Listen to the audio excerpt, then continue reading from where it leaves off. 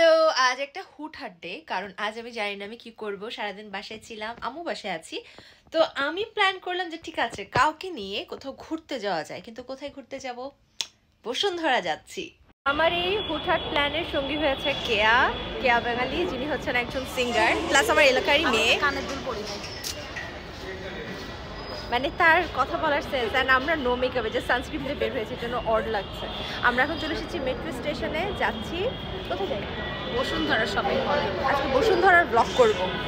এতবার সবাই বলেছে মেট্রোর কাট করতে, আমি করি না, এবং এই জন্য যখনই মেট্রোতে উঠি লম্বা লাইন আমার ধরতে হয়। না, এবার কাটটা করেই ফেলবো আমি। লম্বা লাইনে দাঁড়ার পর ফাইনালি আমি আমার কার্ড পেলাম, এবং একটা বুথ নষ্ট, মানুষজন চিল্লাচিল্লি করছে, তাদের কাছে ঠিকভাবে কার্ড নেই, নেই সে নেই। এইসব নেগেটিভ কথা আমি আমার ব্লগে দেখাতে চাই না, বিকজ তোমরা যারা রেগুলার মেট্রো রেলে উঠছো তোমরা জানো, বা যারা রেগুলার টিকিট কিনতে হয় বা মাঝে মধ্যে উঠো টিকিট কেনো, তখন তোমরা জানো যে কী পরিমাণ একটা বাজে অবস্থা হয়। সো কাট করে ফেলবা, যেটা আমি করিনি এখনও, বাট করে ফেলবো শুন। আজকে চেয়েছিলাম কাট করতে, বাট ওদের কাট করার অপশনটা নেই। ওকে, কি করতেছো তুমি? নাচতেছো? বিনা পয়সায়, বিনা টাকা পয়সায় কি সুন্দর করে মানুষে সাজেশন দিয়ে দিচ্ছ। আমি একজন ভালো মানুষ। আইসে আমার। আচ্ছা চলো মার্কেটে যাই। আমরা এখন মেট্রো রেলের জন্য অপেক্ষা করছি।